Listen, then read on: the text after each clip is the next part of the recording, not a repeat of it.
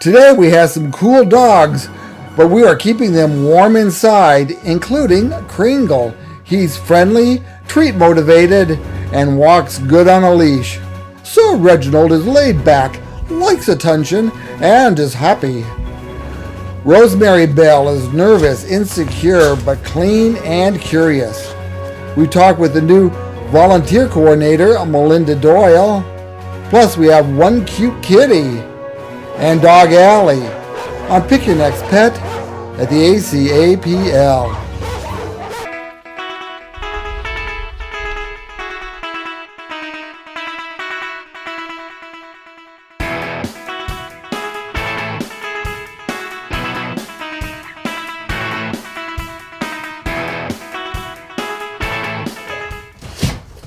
Where to go? Come on now. Come on now. Good boy. Sit. Sit down. Yes, good boy. So we're in the trailer because we're too weak to want to go out in the cold. No. Yes, we are in our trailer space currently, which you all can say goodbye to because the trailer will be no more pretty soon here. Apparently rent on this thing is getting outrageous and it's not quite as useful as we want it to be. So, but we are using it today because it is still absolutely freezing outside, but Bob and I still really wanted to film. I really have a couple puppies and kitties I really want you to meet. First up here is Mr. Cornelius. He's a big old goofball. Oh no, sorry. This is Kringle. This one is Kringle. Oh, I saw his name there. I figured he came here around Christmas. Yes. So if you look on our website, you may see a few faces that look a lot like him. We did have an intake. I don't remember if I talked about this yet on here or not. We had a case. We took in 14 dogs all at the same time, and he was from that group. So definitely dog friendly. I have no concerns with that. There were 2 cats living in the house, so that's a pretty good indicator that some, if not all, of the dogs from that house will be good with kitties as well. Most of them are younger. Some of them are a little older, but I think all under 6. No puppies from the group. Yes. As you can see, very food motivated. Majority of them came to us underweight. Kringle here was not. He was not too bad, but a few of them were very, very thin. So we had to have them on, 3 feedings a day, a little extra, lots of wet food, lots of treats, But their tummies were very sensitive too, so that took a while for them to get used to what we feed here and everything. The majority of them all have some skin issues. They have dry skin for the most part. Now he's got a little wrinkly face, and this is why he's one of my favorites. He just has the cutest face. He always looks sad. His eyes just always look sad. Now you can see he's not a sad dog. He's a happy boy. But the look he gives you, I also applaud him because he can sleep through just about anything. I mean, if you've ever visited our shelter, you know that when you walk through the kennels, you guys know because you watch Dog Alley, they're always barking, always making noise, especially when a stranger's walking through. He sleeps right through it. Once he curls up, picks his little bed spot, he's out. Very, very friendly. Seems to like everybody he's ever met. The whole group was really good for their vaccines. They've been good for pretty much everything. So I really like them. I think they're all really good dogs, and Kringle here is one of my absolute favorites. I believe we aged him. He's probably about 3 or 4. So, not a puppy anymore, but they do need training. None of them, really know what's going on when it comes to living in a real home. Oh, he is scared of the trash can, apparently. Hi, buddy. So with a dog like him, there's going to be some stuff that comes up that he just doesn't know. Doesn't know many commands, if any at all. So they need some training. They need some training and some love and to feel secure. Some of them are good in crates, some of them are not. I believe Kringle here has always been in a kennel since he's a bigger boy, so I don't know for sure. He is very well behaved in his kennel. He keeps it clean. He does move his stuff around because he likes to rearrange his blankets and his bed. But other than that, he eats good. Like I said, he's quiet, he's happy. Well, yes. I know they were all good for their nail trims as well. We had had a volunteer groomer come in and did all their nails, which was awesome, huh? And apparently he really likes hot dogs. So yeah, I'm hoping they all get homes very, very soon. They've been with us for like a month and a half now, and they're awesome. They're awesome. Ah. Hello, Reggie.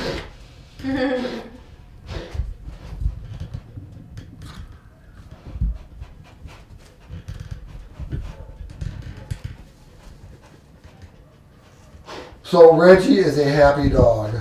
He is. I mean, not happy because he's here at the APL and he wants to be with people all the time and be given love and attention. But other than that, I think he's very easygoing, you know, laid back. Like, he'll probably settle right down here for us unless I keep bugging him, and he'll just lay right down on the mat. A little curious, but not in an over crazy kind of way. He's not really a jumper. He's definitely up there in years. I believe we aged him at 7 or 8.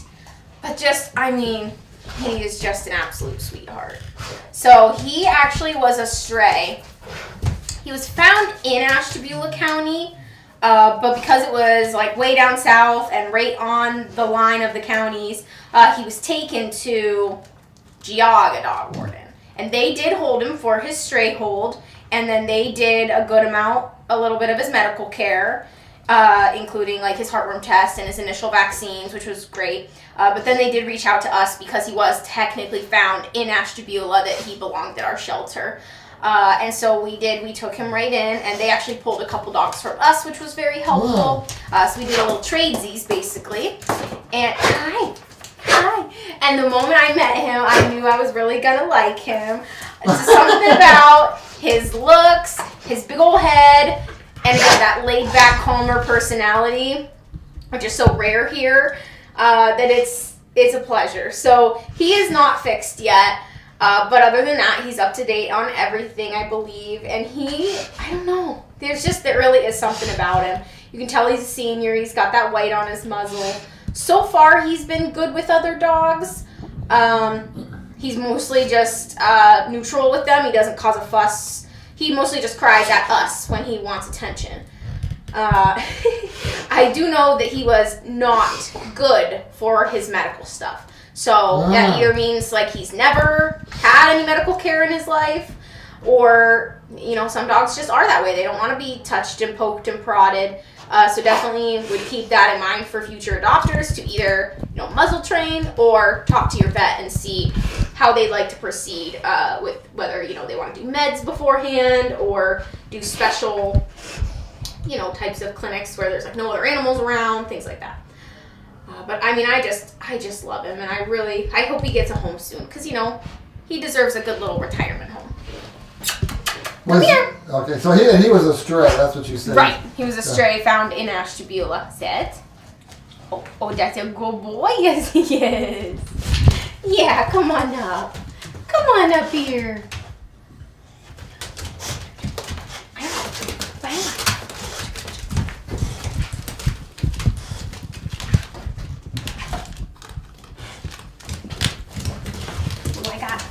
You would say yes? Oh, did you hear something funny out there? You had to pause for a second. Okay, so this little miss thing, this is Rosemary Bell. She's a little on the younger side. I'm gonna still say about 2 or 3, so not necessarily a puppy, but she definitely kind of acts like a puppy. Oh, okay. What? You may want to wash your face when you like? get home. What do I smell like? So, she is from the same group that Kringle was from, that group of 14 dogs I was talking about. She's a hoot. She's very funny. Their whole group, they all have some odd behaviors about them. So for her, when you first meet her and walk her and just get to know her, she seems very low-key. Like she walks, she kind of slinks on the ground. When she's exploring something new, she's can be very hesitant and just slow at first, which is good. I'm not saying that's a negative behavior. I think that's a good thing. But once she gets to know you and is happy and is comfortable, she's kind of like a little bull in a china shop. And that's pretty normal for her group, as far as like once they're happy and feeling good, they want to bounce all over the place. They want to run around. They want to jump on you and they don't know manners, that kind of thing. But I don't know, there was something about her that just like was one of my favorites from the beginning. A lot of it was that she looks like a miniature version of another dog we had at the time. He has since been adopted, so I kept calling her my little mini Hayes because she looked like another dog named Hayes. There's the short little legs, the stubby body, the stubby tail. I mean, I just think she's got it all going on for a nice medium. It's like a large dog feel in a medium-sized body, but she's compact. A little bit of a crybaby, yes. We all heard that. Yeah. She clearly likes her treats, likes her food. She's also a good eater. She keeps her kennel pretty clean. She doesn't even move her blanket around or anything like that. She will have accidents if, she doesn't get out in time, but I think that if she gets her potty breaks regularly, she'll pick up on that pretty quickly. So again, she was in a home with cats, so I think there's a very good chance that will work out for her. Hi. Now, as far as other dogs, she gets very, very excited. She, similar to most new things for her, she'll come on slowly at first, and then once she's established that the dog is okay and wants to play with her and will be her friend, she will go all at them, and she will do some face nipping and stuff like that. So it would have to be with other dogs that are going to properly correct her, put her in her place, and tolerate a little bit of that behavior. But she's special. There's just something about her size and everything. She is up to date on everything except for her spay, but that is included. She can go home right now. She would just have to come back to get that surgery, which we've been working our way through all those. We're working our way to get as many animals here fixed as we can all the time. So keep an eye on our website for all those updates and everything. We keep those updated. But I just think she's just a doll. She's just a doll. And the reason she has 2 names is because we had a whole list when this group of dogs were coming in of all Christmas-themed names. So if you see any Christmas-themed names on our website, they all came in that day. That's what I think was Crinkle. Yeah.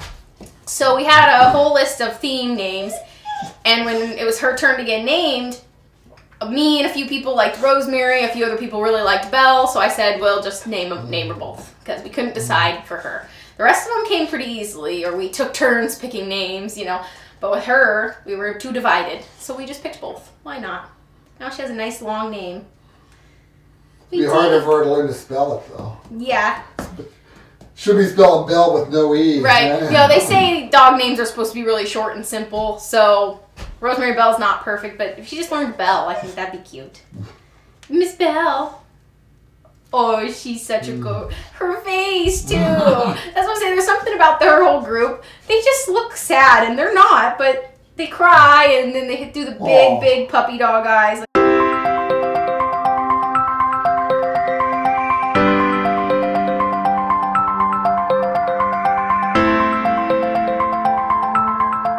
Welcome to Ask Ashley, but we're never going to ask Ashley a whole lot today because we have Melinda Doyle. We've talked many times about the importance of volunteers here, and rather than just talking about amongst ourselves, we decided to bring in an authority figure. So how did you started out as a volunteer yourself, is that correct? Yes, I started off as a volunteer about 6 months ago, and I just loved working with the people here at the APL. You and Ashley? I did, yes. It was great. I loved walking the dogs. And this position opened up, and I have a passion for the APL, and I wanted to be part of the team. So, what kind of things do you do? I am I'm the volunteer coordinator, so I coordinate all of the volunteers, obviously. But what I do is I set up events that we do around the shelter and pull people in from the community to help out with that. I also run the fostering program, so that's very important for us, especially right now where We have a lot of animals that could really use a cozy home and a loving companion. So do you call up fosters every couple of days maybe or so and say, how's things going? Is he or she socializing and doing well? And Absolutely. Fosters, including myself, we give updates on the animals. They're in contact with us constantly for medical purposes because we still continue to treat them medically as a foster. Rosemary Bell is here, by the way. Yeah, she's hanging out with us while we do this interview. So if you Let's hear not her, be if you making hear her those crying noises. in the background, she's Yeah. just sniffing around, she's being curious. Very curious and very loving. Yes. Well, I know that Ashley's mentioned that especially as the number of animals increases here, the paid staff doesn't have a whole lot of time to, snuggle with a dog or a cat or that sort of. One of the sides I remember once that there was a dog. I run the dogs sometimes, and there was a dog that was just cowering in the back of the cage, and so I decided I was trying to get him out to take her for a run, and this dog wasn't going to have it. So I decided to crawl in the cage with it, and I closed the door, and then I really couldn't get out. I finally monkeyed around. I finally got out. I had my phone with me, but I thought I might get laughed at a little bit if I called up and said, "Hi, this is Bob. I'm in the cage in the back, and can somebody let me out?" I know, right? Do you have some stories or an example of people that have, pays extra attention to a dog or cat, and maybe the animal? I'm sure that I know that they're being abused to animals, and that they can be scared. They can be scared of humans, and kind of brought them out of their shell. And Absolutely. One of our greatest volunteers, her name's Denise, and she helps us tremendously doing the laundry aspect of the shelter. We have an abundant amount of laundry with the amount of dogs that we have, and she has spent over 1,000 hours with us last year, and she has been amazing. She's really worked hard, and we know we can depend on her. And I also have Tammy B, who does things with the dogs doing photos. She is in charge of all the photos on our website. And it's great to have dependable volunteers like that. And most people don't think that these are available to them. They think it's just dog walking or cat cuddling, which are amazing things to do. But some people don't have the physical stamina to do that, Exactly. so they may stay away. Yeah, and they may be concerned that we don't have anything for them. And we constantly have things for volunteers. And it can be as little as just coming in here and letting a dog be as crazy as they possibly can be, because they're cooped up in a kennel for quite some time, and it does affect the dog. And that's why it's so important to have fosters too. Well, I understand from her that puppies especially you don't want here. Puppies No. and kittens, yeah. Puppies and kittens, they don't do well here. It's not a place for juvenile dogs, unfortunately. But we try our best to get them in a foster and to get them taken care of. No. I will say, on the note of Denise and Tammy, Denise is quite the cat whisperer too. She has hugely helped a few different cats that were extremely shut down, hiding in their boxes or in corners of their kennels. She will just sit and talk and work with them. Some of them to the point that they're a completely different cat, where they're super friendly, loving, love everybody. Sometimes they're still shy and slow to trust, but now we know they can. So we know that they can be placed in a home and that they will grow to love their humans as long as those humans are patient. So I always applaud her and her ability to, she balances that, working with the cats with the laundry, so she can do both in one day, and I think that's awesome. And yeah, Tammy B, I think, has been hugely essential. So she's one that is both. She's a foster and a volunteer. So she comes in when she's here. She does photos. She likes to work with the dogs that are struggling more, the ones that really need outside time, need play time. She's always asking me, who needs out today? And then on top of that, she does foster. And her dog at home is great with other dogs, so he's a good test, to see how's this dog going to do. She does have to crate them while she works, so she gets to know how they are in a crate. How quickly do they learn to stay out of her kitchen? All kinds of things. So she's very observant. We'll work with them, do training, things like that.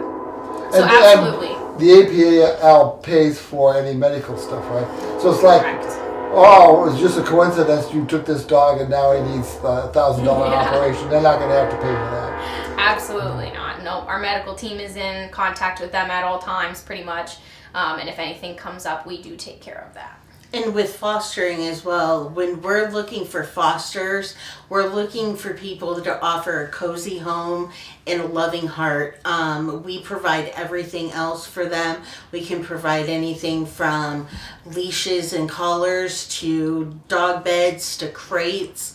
Anything that they possibly need, we will find a way to provide it for them. So there's no extra burden on them. They just get to enjoy a pet and socialize it. That's the most important thing, is getting the animal socialized with humans, and because some of them have been neglected and don't know how to handle human contact. Yeah.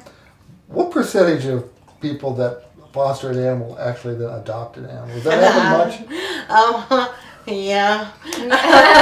I was just talking about adopting my foster. But yeah, I would say it's pretty high. I would say it's a pretty good amount. 80s. About Really? the 80s, yeah. Wow. It's hard to let them in and not fall in love with Sure. them. I mean, and be a part of the family. my bean is a foster fail. Right. I was doing puppies all before that, and then because he was a medical need, I could once he was with me for like 6 months, and I couldn't say no anymore. Yep. So yeah, it's definitely hard, but extremely rewarding. So Tammy, what's funny is she had no dogs, and then she fostered a few. Then her current dog, Maxford, would be the one that she foster failed with because he just became her little shadow and just followed her around. So she says you'll know when it's, really meant to stay with your family. And then since then, she's had a bunch more fosters, and none of them have quite been, the right next one. But so we're looking for, I'm fine with both. I'm fine if people take on as a foster and then change their minds, fall in love, and want to adopt. I think that's great. We have some really good, like, mom and kitten fosters as well. Those are always hard to separate too. We have a couple fosters that every time they foster a litter, they keep one kitten one of the group, So now they have quite a few resident cats, but still have the space for fosters, so that's all that matters. So I would definitely say if anyone out there is interested in volunteering or fostering, check out our website. There's a ton of information and places you can apply. And then Melinda gets in contact with you and we set up orientations. If it's a dog foster situation, I'm also in contact with you to help pick a dog that's going to be a good fit for your family. We're willing to do dog meet and greets if you want to bring your resident dogs here to meet any of them. We're just always looking for ways to get them out of this shelter because it is an extremely stressful environment, and they will be much, much happier with you in your home, even if they're crated 8 hours a day versus being kenneled almost all day here. Yeah. And you also, I guess it would be under volunteers, is the Saturday trips where you go to a local park with the dogs and they socialize and that sort of thing. Or can you still just pick up a dog? Absolutely. We did that before. The doggy daycations are still a thing. I'm hoping to bring back the group walks again once the weather turns around. I talk about all the time how we're invited to festivals every single weekend, so I'm sure Melinda will be heading that up all summer, trying to get volunteers for that. So if you're willing to stand at a table for us and talk about our shelter and maybe sell some t-shirts, we need people for that too. I think it's a great way for kids in high school to get volunteer hours too. We have opportunities for kids too. Yes. So are there any other that people might be surprised about that's a volunteer thing here? I would say the most thing that people don't realize we do is social media and our website. We're really trying to create a social media presence this year. And we have a great group of people that want to be a part of it. Like Tammy, she's part of our website committee, and she does amazing pictures. We have a group of people that do biographies for the for the dogs, that are writing bios on each of the dogs. I get the information from Ashley, and I send it off to them, and they're better at writing than myself. So I use people for that, and it doesn't seem like it's much, but it makes a big impression. It makes the animals so much more adoptable when they can look on our website, see good pictures, a good bio, and get as much information as possible. And that's what we want to do is not surprise them with the type of animal they're getting. And we have so many different types of animals that people can adopt that, like different personalities, and we have the all couch sizes, potato. all colors. Yeah. It's a mix here, and it's a great variety of animals to possibly fall in love with. So a lot of the theme on all this I pick up is community engagement. Let the community know that you're here, and why things are the way they are, and what you can do to help. Absolutely. And we want to be a part of the community. That's very important to us as well, is to plug in with other businesses, other groups in the community, so that they're aware of the APL. So we'll be done in a minute, guy. Yeah, I was going to say, she said we've been talking too much.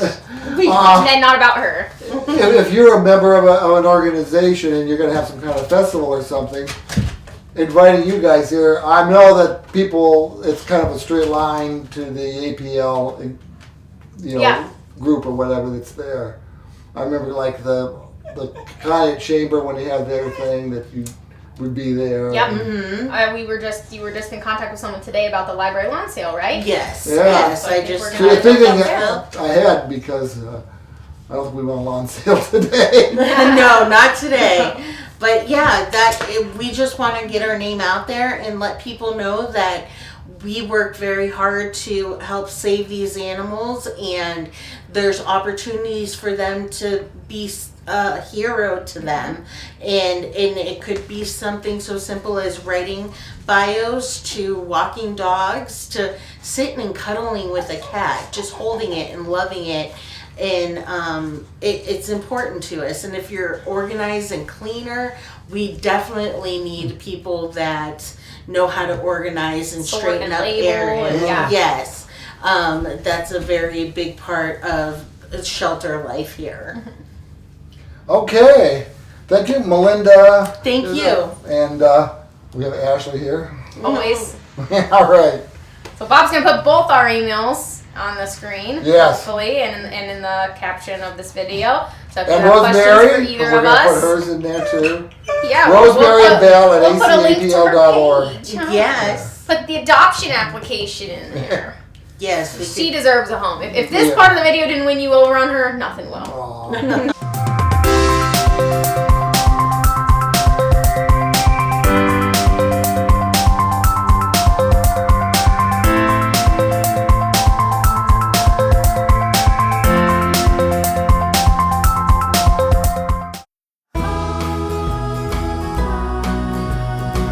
So today I'm choosing to feature our longest resident cat. Her name is Sassy.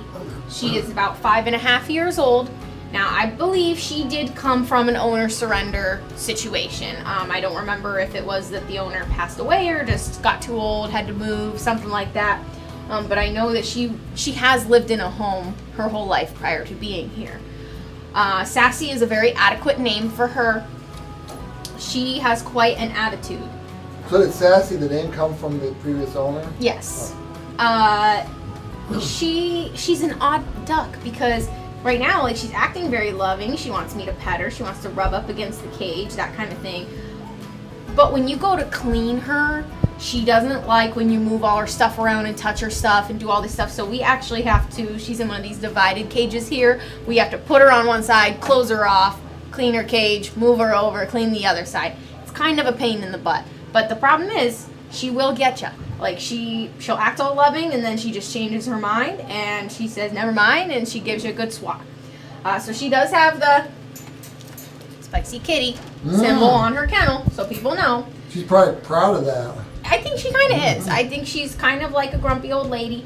But I really think that once she's in a home, once she's given the space to spread out, have her own territory, that kind of thing, that then when she chooses, she'll come up to you, be loving, that kind of stuff. She may always be the kind of cat that gives you a quick swat. I've heard stories. I've never had a cat like that, but I've definitely heard stories. Actually, my grandma had a cat like that. It's okay. Sometimes they're just like that. But if you were a cat and you've been in a home where you can go where you want all the time, all of a sudden you're trapped in here. Yeah. You might feel a little animosity there. I'm always surprised that majority of our cats are so comfortable and happy here. I mean, regardless, it's sad that they're in the tiny space, but they're okay with it. But now she's gonna eat. That's okay. You do need to eat, not too much, but she's a little on the heavy side. She definitely needs to be on a diet. She is on a special food. She doesn't usually care too much for wet food. We do offer it every now and again just to see. We try some different stuff, but she usually just prefers her hard kibble. She's still a really good girl. I think that's what deep down I know, because she does have a sweet loving side. She's not all feist. She has a sweet loving side, and I think in a proper home she's going to be okay. But she's just been here so long compared to all our other cats. We're only doing one cat today because the living room's practically empty. There's only a couple others, and I think I have featured them all already, or I know they have homes lined up. A few are away getting fixed right now, so at the end of the day today we'll have a fuller room, but still not quite the same. So we are always intaking new kitties. Again, keep an eye on our website to see what's going on there, but I really, really would like to see Sassy get a home soon. She's just been here way too long. Imagine being a cat, I'm sure they're not thinking about it, but seeing new cats come in and be adopted, and they're still here. Yeah. Yeah, I mean, it's we had a cat I took in recently from a gentleman who found him at a gas station. It was very strange. Only about 5 months old.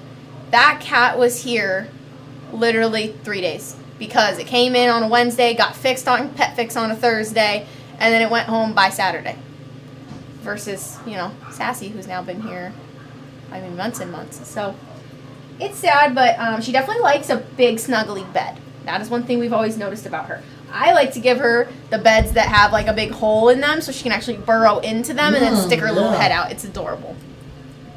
So I think somebody out there should give her a chance, for sure.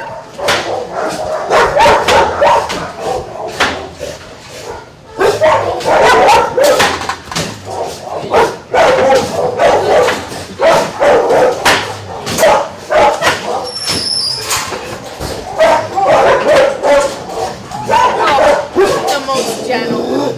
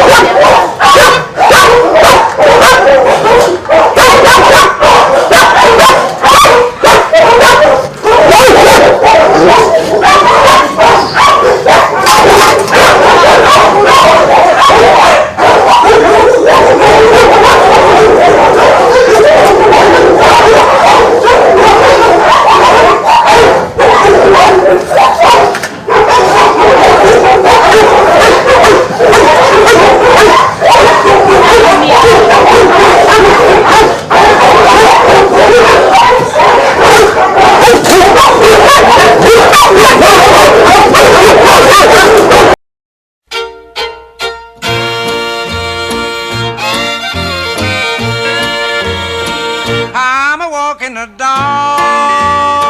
and I'm never blue. I'm a walking the dog. I ain't thinking about you.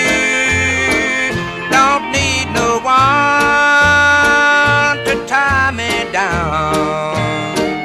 I'm a walking the dog and a painting the town.